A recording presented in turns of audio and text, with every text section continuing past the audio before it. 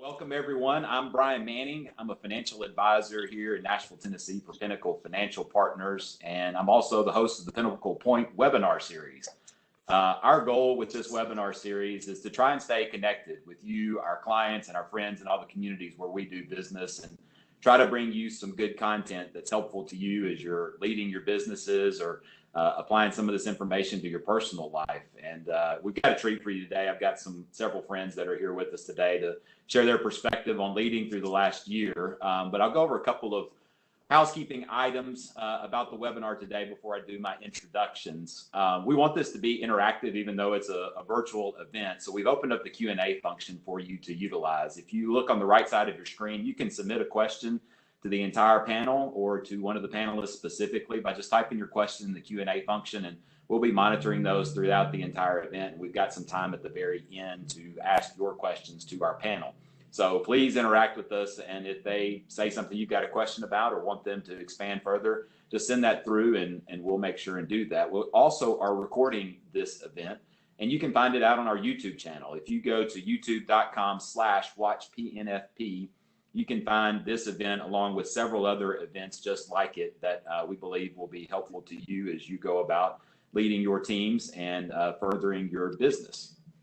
I guess now that we've gotten all of that out of the way, I will start with the formal introductions. Today, we've got Sarae Janes. Sarae is the Director of Associate and Client Experience here at Pinnacle Financial Partners. I've had the pleasure of working with Sarae the entire time that I've been here. She's been with the firm since 2006. And has had a lot of various roles and responsibilities here at the firm. And she's seen the firm grow from just a couple of hundred associates to now over 2,500 associates in communities all throughout the Southeast. And I know you will appreciate her perspective, as she's one of my favorite people here at the firm. So Sarae, thanks for being with us. Thanks, Brian. We've also got Bill Hampton. Bill's a friend and just a great business leader. He's had a ton of experience working with businesses of all shapes and sizes. He is currently executive director of the Spartan Capital Group, a nationwide human capital firm that helps place individuals with companies all across the United States and also helps those companies with their recruiting process. And so Bill's been a part of lots of companies and building a great culture and had lots of experience in executing on operational ideas. So I'm thankful that Bill's here and spending a little bit of time with us. Welcome, Bill. Thank you, Brian. Appreciate it.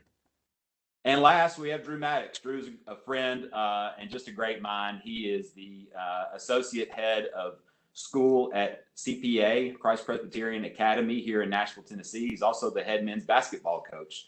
And I really appreciate Drew for all of his perspective that he offers. He has co-authored a book, Elevated, with his friend Virgil Herring, who is a professional golf instructor. And I believe, Drew, you're also in the process of working on your second book with Virgil. Right. So he's got tons of leadership nuggets to offer. But I love Drew's perspective because every year he's got to build a team, he's got to cast a vision, and he's got to execute on that. And that really identifies with so many of our small business owners that we work with on a day-to-day process. So Bill, Drew, and Sarae, we're so happy that you're here with us today, and we'll get things going.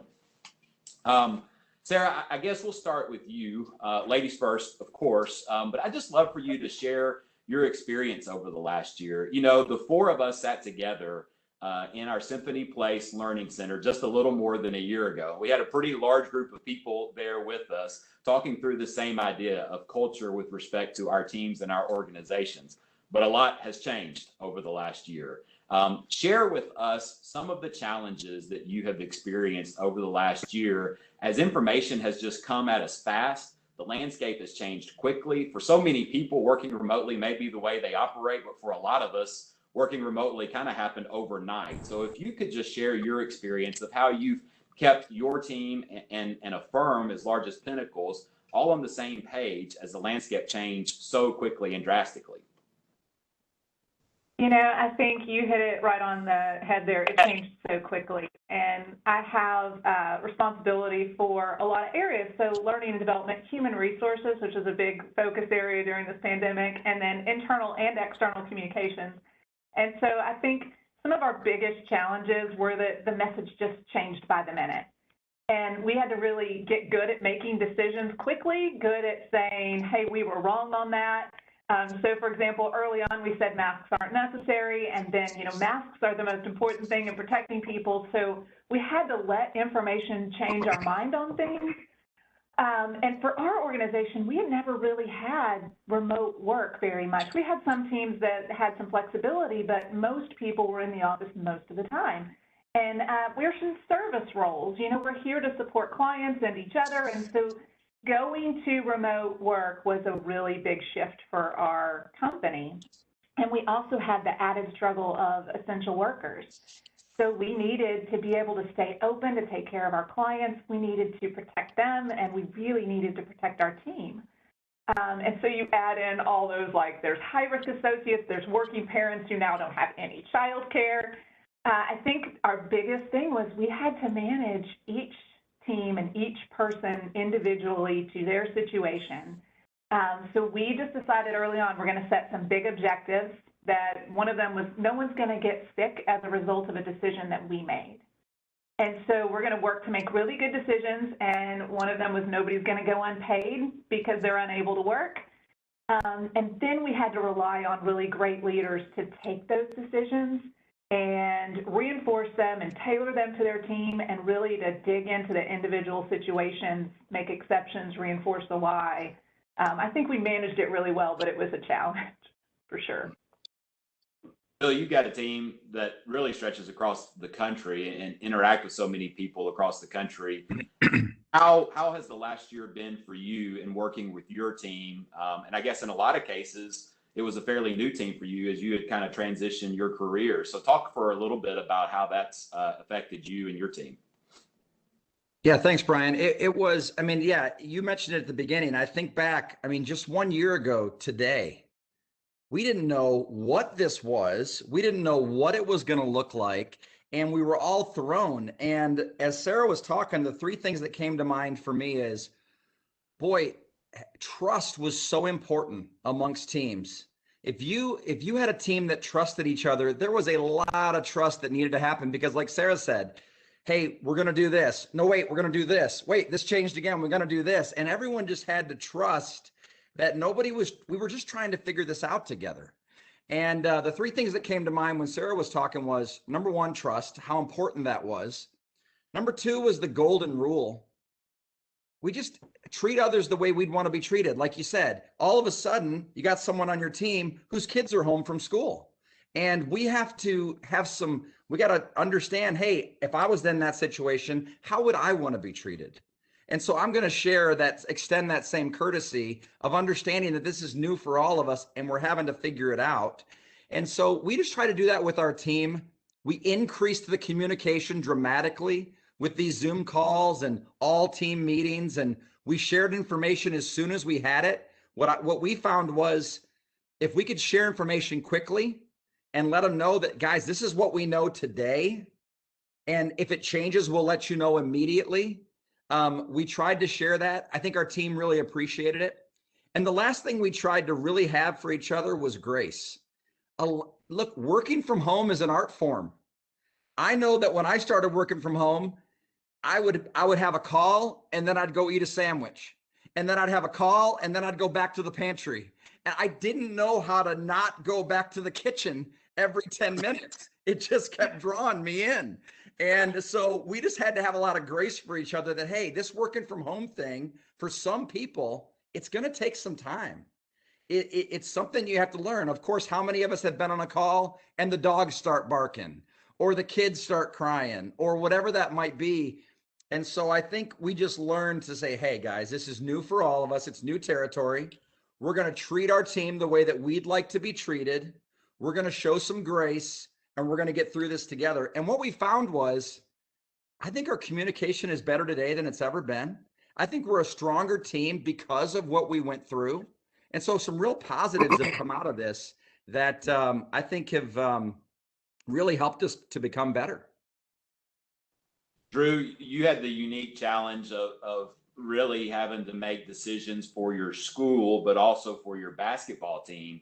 And you've got lots of kids that are involved there, and lots of families that the decisions impact. And I know those weren't taken lightly. Share for a little bit about what your experience was over the last year as you navigated not only your basketball team, but also an entire school through a global pandemic. Yeah, and thank you for having me, Brian, once again. I'm honored to be with Bill and Sarah and with yourself today, and to be on this call. And the many things I learned from each of you is just, it's so important to me, and it means a lot that I get to share in this experience. That being said, yeah, it has been extremely challenging. I mean, first of all, new information was changing daily. All of this was new, and so you couldn't really rely on trending, on the analysis of history or what the past said to make present day decisions. And that is different. For as leaders, you're always looking back into the past, you're studying the data, you're really studying the analytical information and the trending in that to make good, sound decisions for the collective body. And that was difficult, so we were leaning in on the expertise. And I love what Bill said, the trust that was established as we worked through this together, as we leaned into this new experience together, was very, very important. I think the other thing that really hit the reset for all of us here, not only here on our campus, but as it pertained to the basketball program as well, was just approaching every day with an extreme level of gratitude. We made the collective agreement early on from day one that we were going to be thankful for every experience that was offered to us, because we didn't know if it was going to be taken away from us. And so I think it allowed us to really enjoy each and every day, the mundane, the little, the things that we took for granted. We really were able to celebrate that, to really talk through why we were doing those things, and to be appreciative for the opportunity. And so it really hit the reset button for us on things that we had done over and over again in terms of rituals or habits forming or whatever it may be, but really taking time to celebrate those things. And so I thought our communication led to connection, which was very important. And then it also allowed us to get back to those success factors that we were really, really proud of over the years, and to take moment to take stock in that, and to celebrate those moments day by day, to not take it for granted, because we didn't know if tomorrow was even going to be given to us. I'd love for the three of you to share your perspective. Hopefully this is the last global pandemic that we all have to navigate as Amen. in our career. But I think there's some real valuable lessons that we can take away from it. And Sarah, we'll start back with you again. But if you could share your perspective, because we're all in this to succeed. We've got goals, we've got a vision. There's things that we need to accomplish.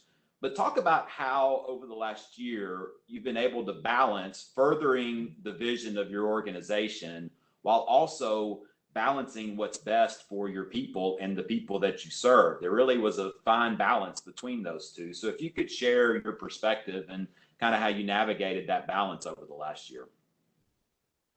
Absolutely. And I'll just share personally, I use driving navigation apps a lot. And I frequently ignore their advice and take my own route because I know better. And it just recalibrates, and I still get where I'm going. And so using that example, I think if we are purpose-driven, if we're end result-driven instead of plan-driven, so we started our year, we had a plan, and it was a great plan. And it had to go out, and we had to recalibrate. We went in a whole other direction, but we can still get to the vision and to the purpose of our organizations. We just have to be willing to make those adjustments. I think it's just a perfect example of a year for that. Our best plans were cut short. We had to do things entirely different. But if you know your purpose and you are committed to it, and so for us, we want to be the best place to work and the best financial services firm. So you take those two things and you do everything to chin to those, then you will get where you're going in the end. So I think that's a big lesson for us, is to be purpose-driven instead of plan-driven. And then I think number two, I'd say you can't over-communicate, but the messenger matters. My background's in internal communication. It's my passion. It's what I love most of all. And I think we can send out all the guidance in the world. Our CEO can send out something that says, here is our guidance and our protocols. But the most important communication is from someone's leader. And the most critical communication is within teams, back and forth, laterally. So I think the messenger matters, and we had to depend on leaders to lead by example and to reinforce protocols and to do all the things that, really drive the message home to each associate. And then lastly, we've kind of touched on this a lot, but kindness comes through even on Zoom. We have learned that kindness and empathy and care, if you just schedule time to do that, because you don't get to check on somebody in the hallway anymore. So just that moment to call them and check on them, or to send a little gift or treat to their house. Thank you so much for catching it. Actually have a Webex where you invite everybody's kids to join, because we've got all these blurred lines between work and home, and we need to make it less uncomfortable. So just having those moments of empathy and kindness, I think, is probably something I hope that we carry to every other pandemic, and hope we never have one. Yeah.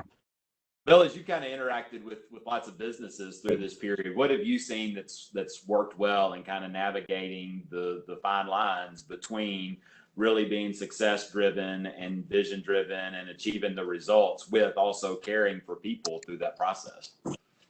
Yeah, and I agree with everything Sarah said. Could not agree more with everything Sarah said. And, Brian, as I was thinking about this, after, you learn in the military, after any mission, you debrief the mission. What did we do right? What did we do wrong? What could we do better?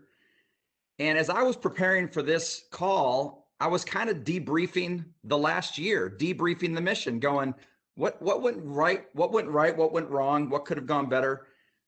And I was so encouraged by how well I think we're going to be so much stronger coming out of this. And the thing I've learned from watching companies, talking to companies, what I saw a consistent theme across companies that did well during this time is, I think we're at our best when we're serving others. And the companies that I saw really win over the last year, like I said, they showed grace for each other. They understood and they served each other. Some people had some really hard times, and they adjusted schedules or expectations because of people's schedules. And they were able to show kindness, as Sarah said, through understanding that people are doing the best they can. We still want to accomplish our goals as a company. We don't want to step backwards. We had goals when we started the year, which when we didn't even know about this pandemic. And we want to finish on those goals. But boy, we just got punched in the mouth because now we need a new plan. And I was just amazed at how well companies adapted, and now how well they're carrying many of those changes that they made throughout the process into 2021 with tremendous success. They're communicating better. I think there's deeper relationships across the board. I think leaders had to learn how to lead better than ever when on Zoom calls, when somebody maybe wasn't on video or was always on mute, and you started wondering, where is that person? Are they really at their desk? And so maybe you had to now communicate with someone and go, all right, let's talk. What was going on that call? And I think leaders became better leaders during these troubled times. And so across the board, as we spoke with companies, we just saw the companies that adapted, tried new things, showed kindness, as Sarah said, served their teams through the leadership model. They kind of thrived during this time. One of the perspectives that I think that you offer that I really appreciate in the common theme with our small business owners, so many of them talk about turnover. And the frustration that a lot of times they face, and being able to communicate a vision clearly when the faces of the associate or employee base change so frequently. And for you, especially with your basketball team, you've got a different group every year. You've got a different group of players every year. You've got new kids that come in, you've got kids that graduate and move on. And so it's really challenging to have to do that. And then you throw in all the uncertainty that you face over the last year. And for very much like a lot of our small business clients who were subject to government rulings and how many people they could have in their place of business and how they could operate and when they could operate and do those things. How were you able to take your team and communicate a vision and be so successful to the point of being able to take your team to a state championship just a couple of months ago. Talk through how you navigated through all of that. Well, you've heard me say a couple of these types of themes before, Brian, when I talk about this, but I think the one thing, I've been here 15 years now, and the one thing that, we always stress to people and make sure we articulate is our cultural values never graduate. Yeah, the names and the faces are going to change, but what we celebrate, what we define as success factors, and the cultural aspects that make us successful will never change. And so I think that's very important. I think the one thing I learned this year is really going back to the basics of the building blocks of what has made our culture so special, and explaining more thoroughly and articulating with simplicity why we believe what we believe, and continuing to remind them of that. And so I say this a lot. Culture to us starts with healthy relationships. And it starts with making sure that we establish trust that is bilateral. That goes between coach, player, player to coach, everybody within our program. And so we're going to constantly be throwing things at them to try to make sure that we're making that trust stronger than it ever was before. So that builds to healthy relationships, which builds to, a healthy culture. Culture is what we believe. So we're going to make sure that we collectively agree to what we believe. What are those success factors? What do we celebrate? What are we making sure we're speaking as language to our players? So it's what we believe. It's a place where we all belong. It's a place where everybody is bringing something of value to the table. So we utilize the parable of the talents. Whether you were given 5, 2, or 1, you still were giving something that is of value that the rest of the group needs to receive benefit from. So how do we leverage that for the good of the group? How do we hook that into the bigger vision of what we're trying to accomplish as a group? And then the last factor of culture to me is, how do we behave? Really setting up the standards and the expectation of what it means to be a player in our program, and really speaking to that and keeping them accountable to the standard. We never lower the standard. We never drop what the expectation is. We define excellence of holding people to the highest standard that we can possibly hold them to. So culture is what we believe, it's where we belong, and it's also how we behave. And I think all of that speaks into the healthy relationship building, which all begins with, do we trust each other? And the last thing I'll say is this, as we move on to the next question, is the thing that I learned or was reinforced to me, the 4 most powerful words that you can express to somebody is, I believe in you. And just making sure that we were expressing that daily to each and every guy that entered our gym or entered our locker room, and letting them know that they were valued, that they were loved, that they were known, and that they were seen. Really good stuff. Bill, this event's called Hiring and Leading Winning Teams. And so I want to talk for a little bit about companies that continued to interview and bring in people.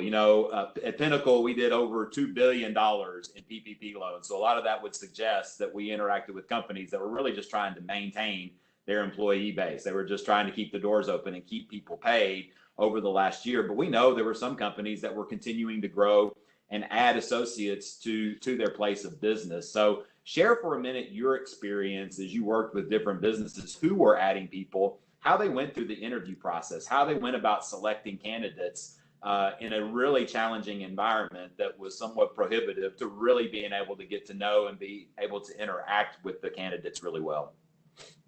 Boy, an incredibly challenging time. And there's some funny stories about companies trying to interact with this.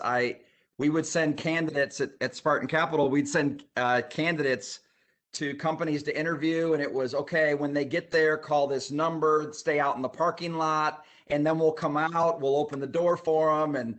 And I mean, one company we worked with, it was, I mean, if you sneezed at any point, the interview was over, you were immediately escorted out of the building. Or if you worked for the company and you sneezed, and I remember saying to a HR manager, I said, well, what if they just have allergies? And she's like, it's a 0 tolerance policy for sneezing. Like, wow.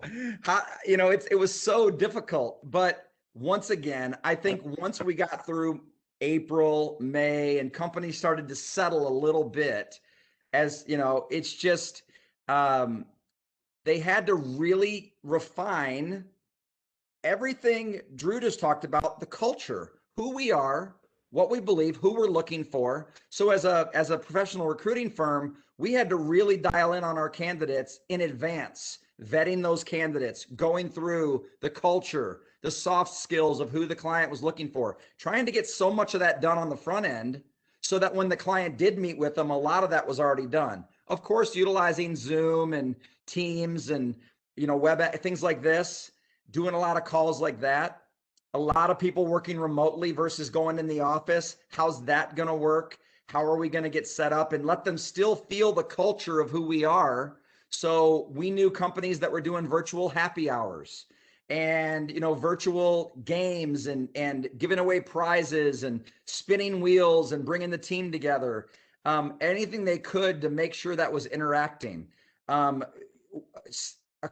More than several companies we worked with would every month would do the new employee introductions, and the CEO would be on and they would welcome the new team, and they would all hold up the prize or the welcome packet that the company sent out to them to their homes. And then they would all go through it together and they would hold it up physically and see it.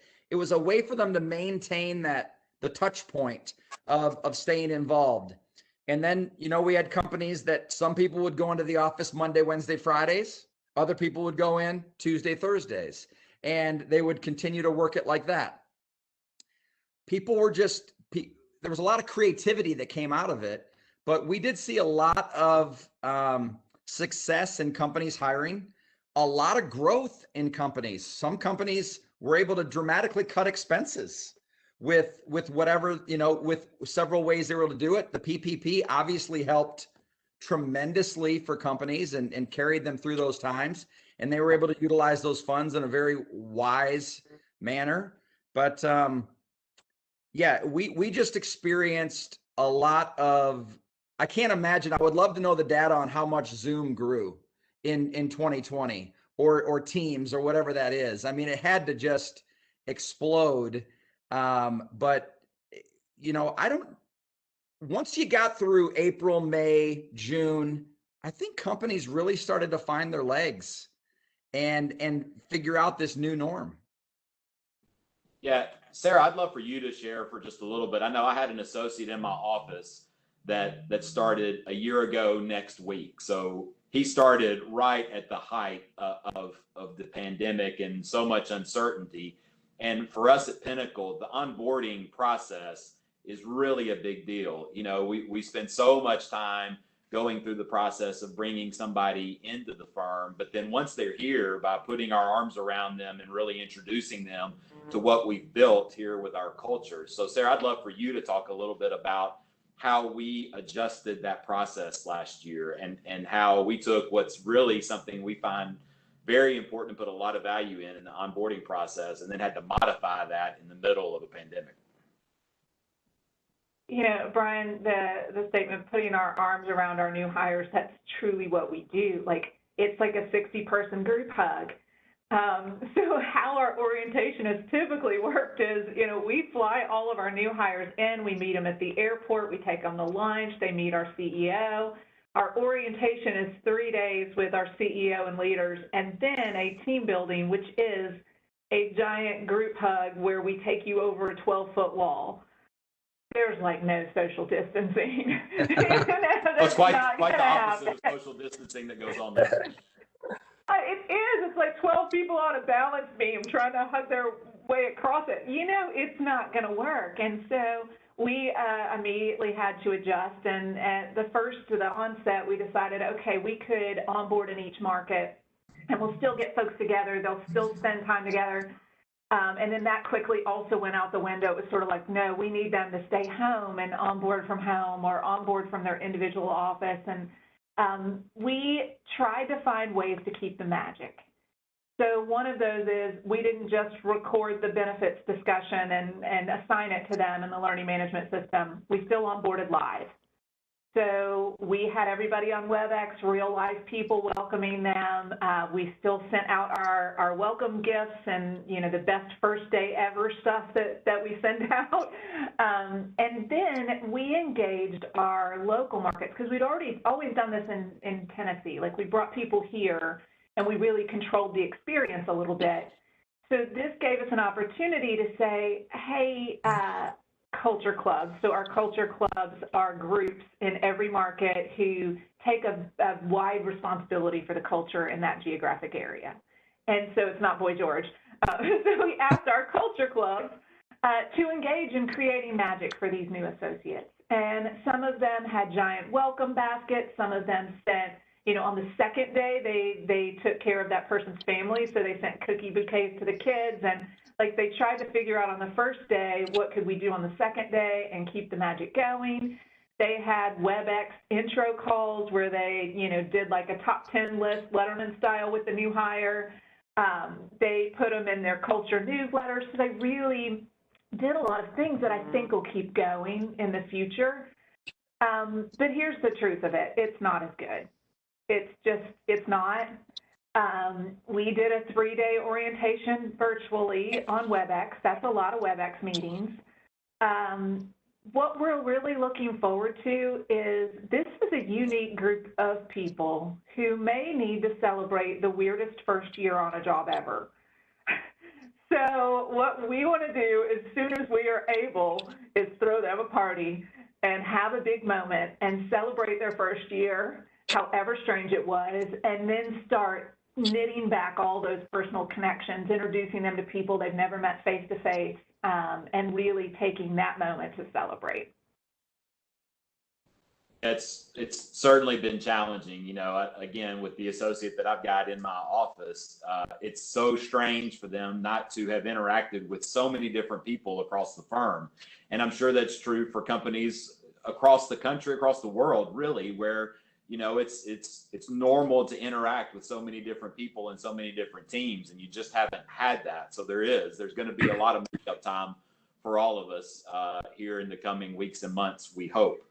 I want to stay on this road of talking about culture and how we maintain that in the organizations where we operate. But I want to change lanes just a little bit and talk with the three of you and get your perspectives, because I think you'll have some different but very helpful perspective on how you all navigated some of the social and political unrest that our country experienced in the middle of a global pandemic last summer.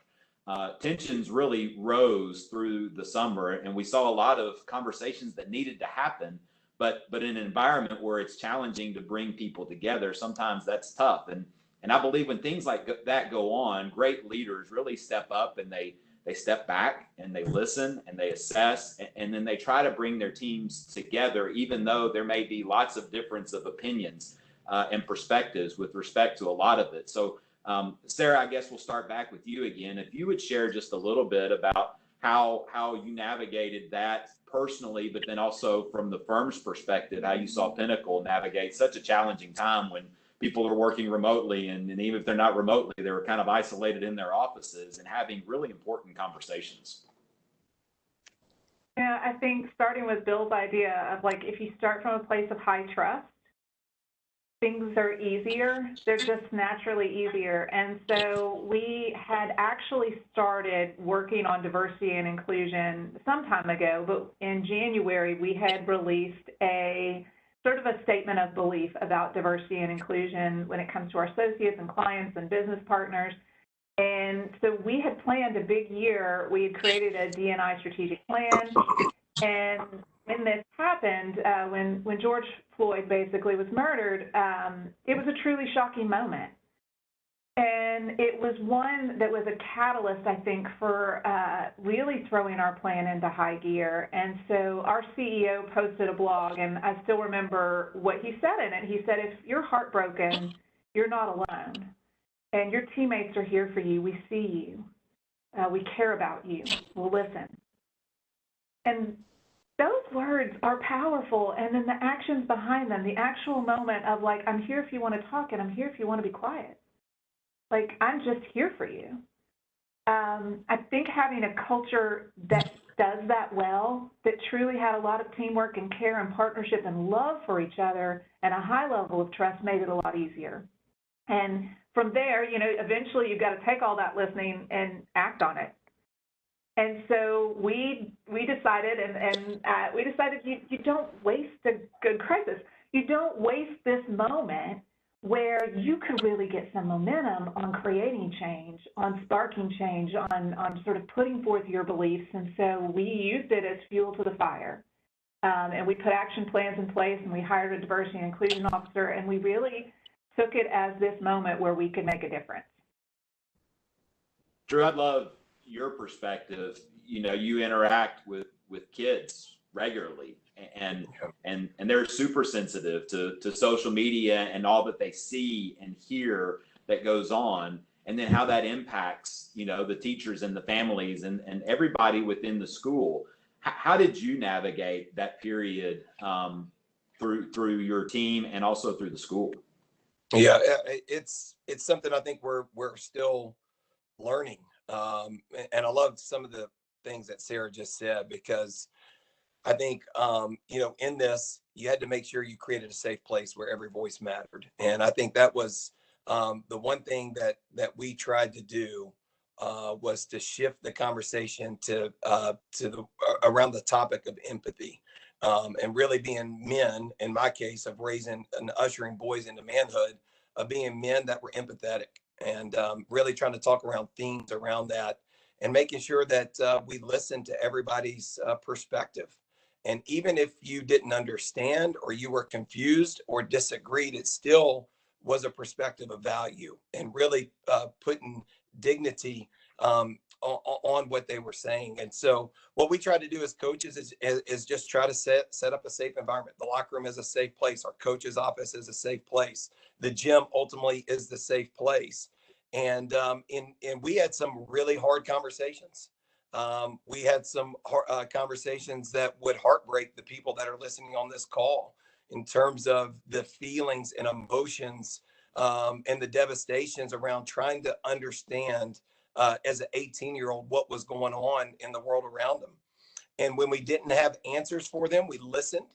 And when we didn't have answers or know where to take the conversations next, we invited people that we trusted as outside resources into the conversation to really help navigate those. And so I learned a lot during that process of what it takes to be a great listener. I'm still learning what it takes to be a great listener.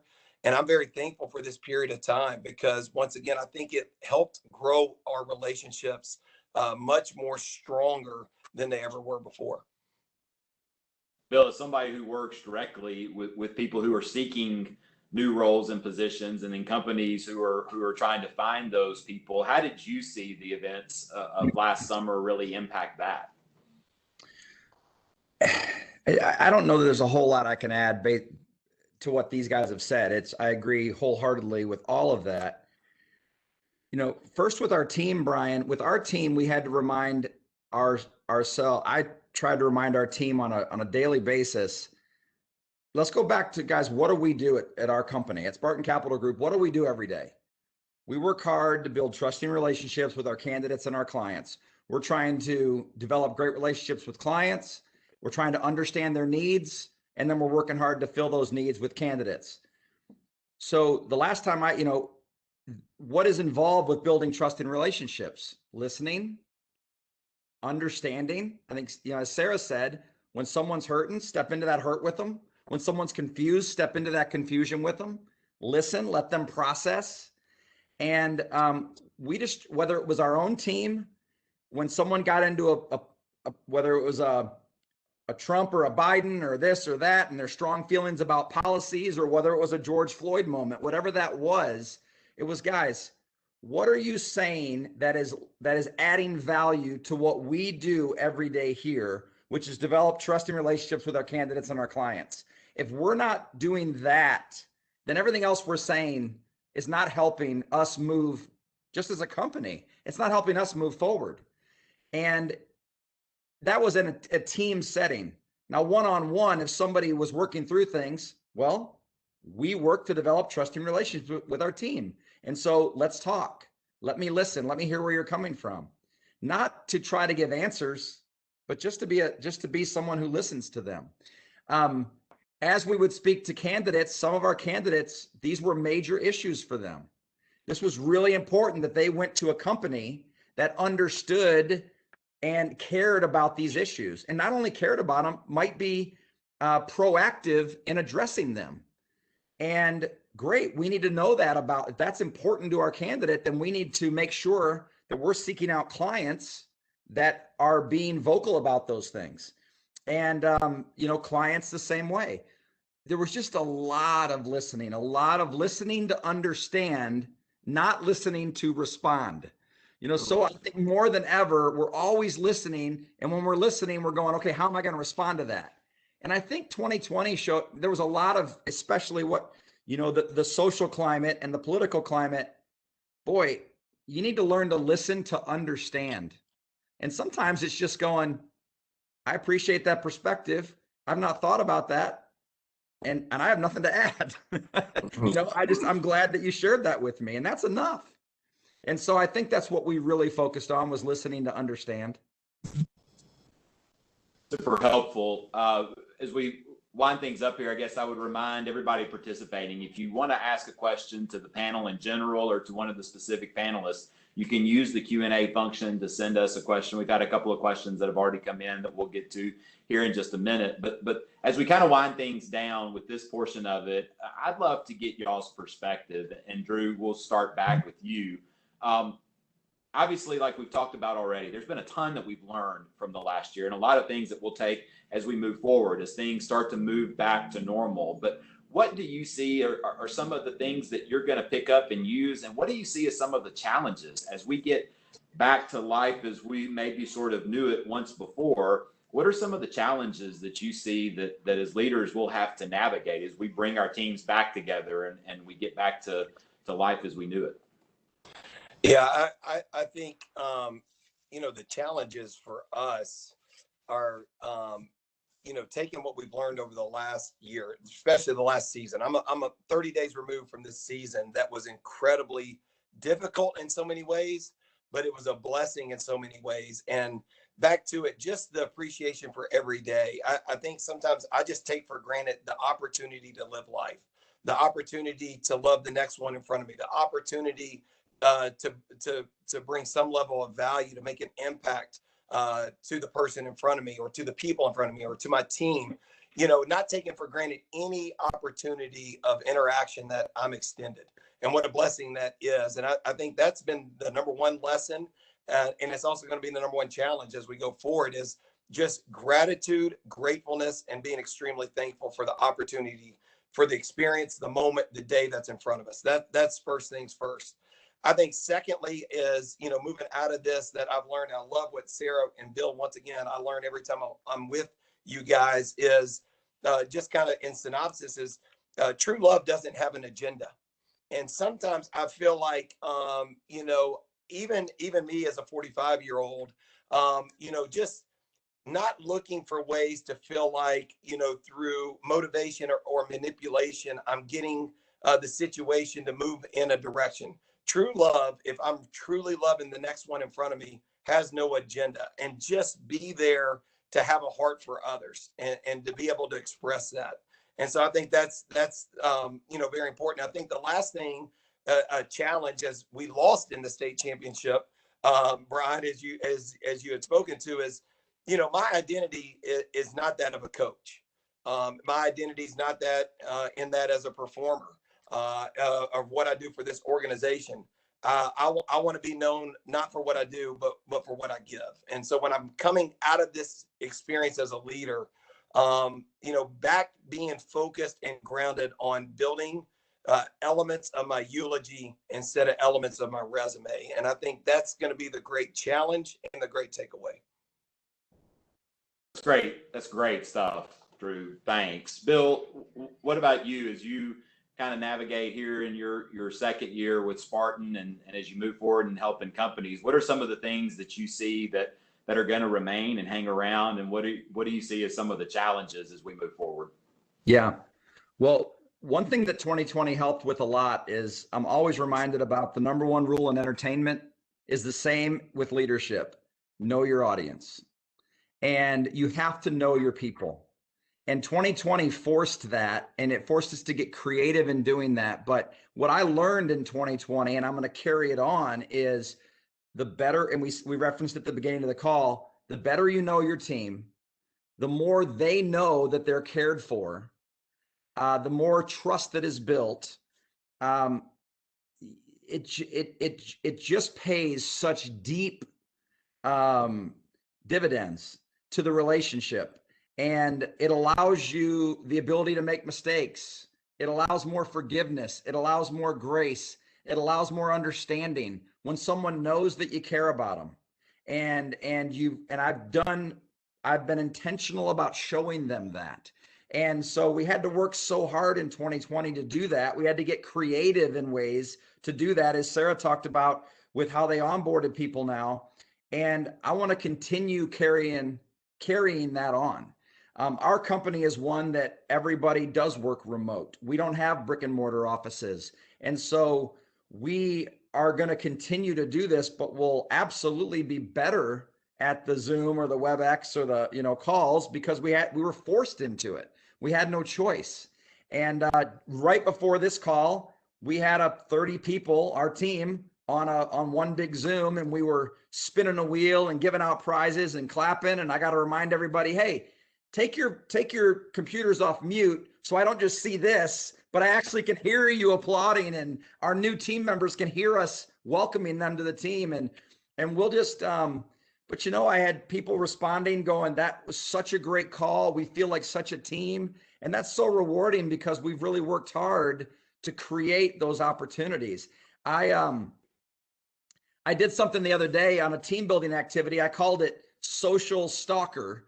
And I went on all my team's social media accounts, and I scrolled back years, and I found posts that they had made about their life.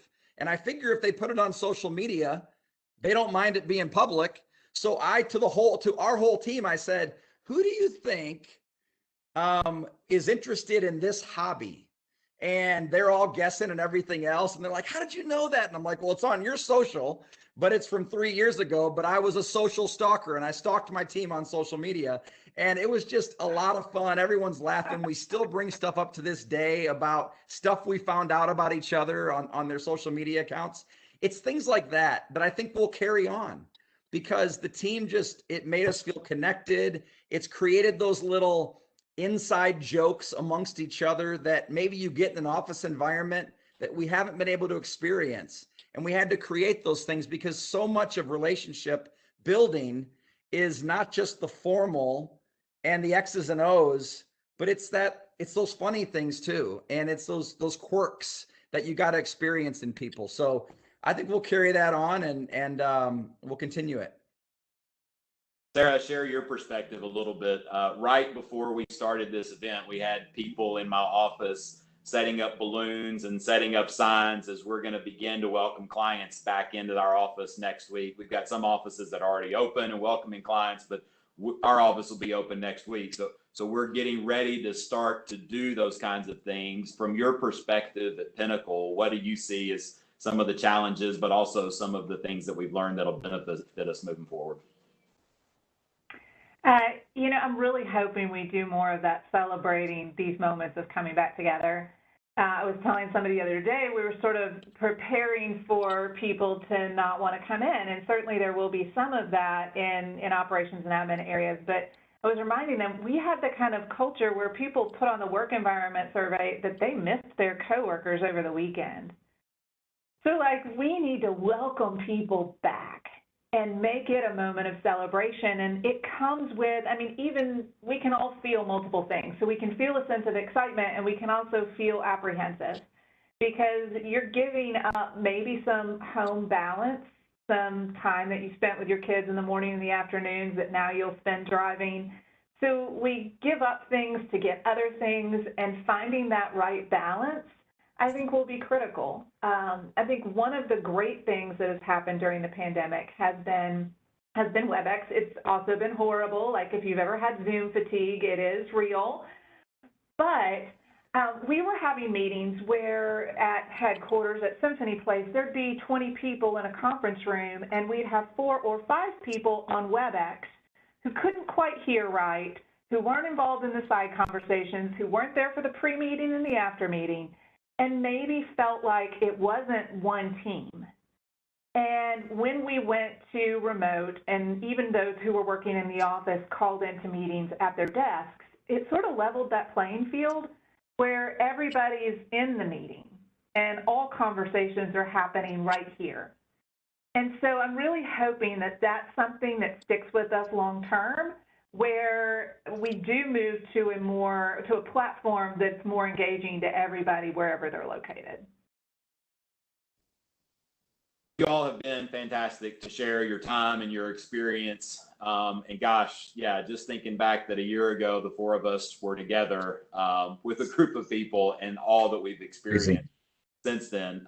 We do have a question, and we'll ask it of the panel and let you all just chime in. But Ashley has asked us about how our organizations have celebrated milestones in an environment where you're remote working and your teams aren't together, whether that's accomplishments that your organization has had or maybe individual celebrations and milestones along the way. What are some creative things that you all have done or have seen done over the last year to recognize and celebrate people when you haven't been able to do that in person?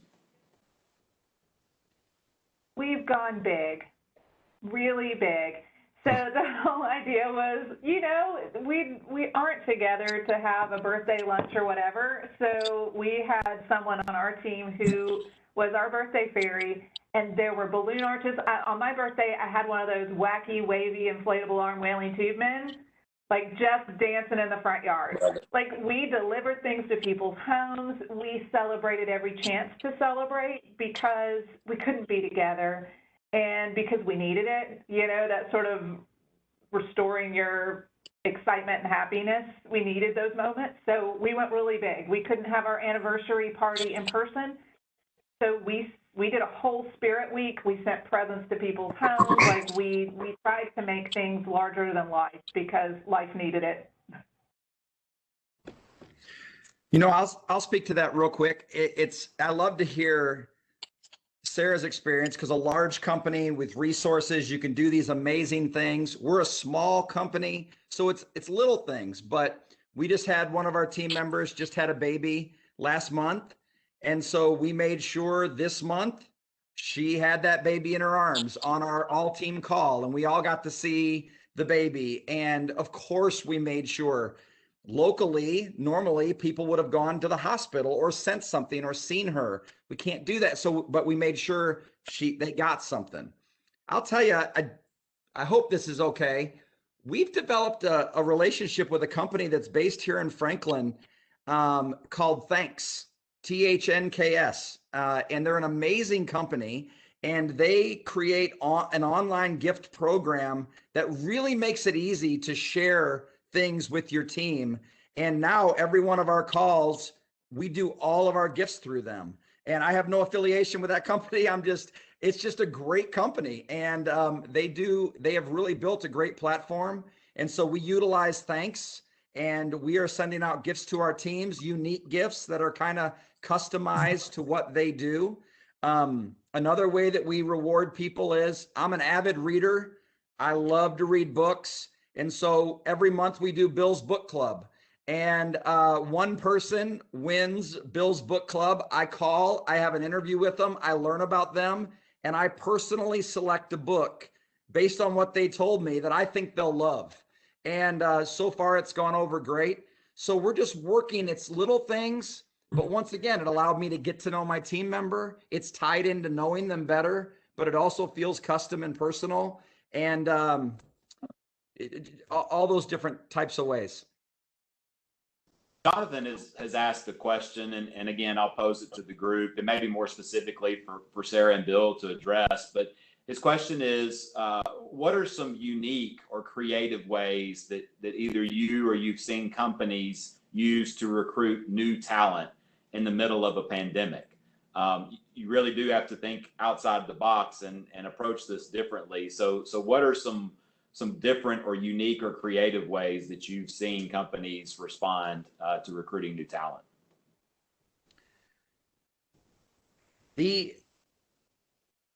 So multiple resources, first of all. A lot of companies have, larger companies.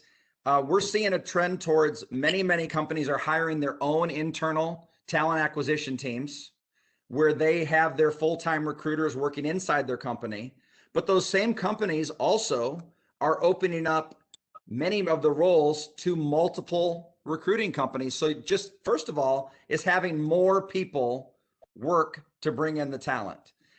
Whereas before, maybe someone just used a recruiter or maybe just relied on their own efforts. We're seeing people multiply those efforts by getting more people working on those relationships. Clarity in the details on the front end, really thorough job descriptions, not just talking about the hard skills, but the soft skills. What kind of person are they looking for? They're going into depth on their culture. This is who we are, and this is who we're looking for. I love what I heard Dan Cathy at Chick-fil-A say one time about how they find the right people is they're very clear about who Chick-fil-A is, because if this isn't you, then you're not us. You're not a bad person. You just don't fit in our culture. And so I've seen a lot of companies get really crystal clear in who they are and defining that on the front end, and so that people know coming in, I'm not going to fit in that culture. It just kind of filters it very quickly. So I've seen a lot more thoroughness, a lot more detail, more people working it in more formats, putting it out there. You know, we're not doing the job fairs like we did. We're not doing mass hiring efforts like we did. So much more of it is online. But I just think the number one thing I'm seeing is being a lot more clear in who the company is, being a lot more thorough on the front end to filter out folks that just aren't going to work. Sarah, we've got a really selective process here. It's a pretty extensive interview process when we bring new associates into the firm. And what has been your general feedback or perspective over the last year as we have brought new people in, both from the new associate perspective, but also from that hiring leader and how they brought that person in? What's been your perspective with that? So I think we had a unique opportunity. Most small businesses, most people on the call would be aware of PPP and the role that banks played in it. And a lot of banks stumbled. I mean, it was tough. It was like there's a joke, the interim final rule came out every single day. Like, I don't think we know what final rule means if you change it every day. And so it was just probably my favorite term of 2020 was interim final rule. Love it. Interim. I've been using it on my kids when they say, but you said we could. I'm like, that was the interim final rule. But a lot of banks tripped. A lot of people were frustrated. Businesses were frustrated. Employees were frustrated because what really great bankers want to do is take care of their clients, and they want their clients to be able to trust them. And so a lot of them sort of went into play at that moment. Like, they couldn't get things done that they needed to get done in the organizations that they were in, and they were willing to take our call. And at the same time, a lot of other banks are kind of pulling back to see what's going to happen. You know, there's hiring freezes, there's all this going on. And that's an opportunity for someone like us who views hiring as sort of the fuel that we run on. Like, our whole model is built on, we're going to hire the best bankers and they're going to bring the best clients with them. And so it was really kind of an opportunity moment for us. And I think we leveraged it pretty well for both clients and associates. Well, Sarah, Bill, and Drew, I am very thankful that y'all took some time to be with us today. We hope it's been helpful for all of you all that have participated either live or watching this as a recorded webinar. And look for this and many more to come in the months ahead. Again, if you want to go back and watch this again, you can go to our YouTube channel, youtube.com/watchpnfp, or if you just go to YouTube and search Watch PNFP, you'll find this event and so many others that will be there for it. So Sarah, Bill, and Drew, thanks for the time today, and thanks to everybody for being with us. Y'all have a great day.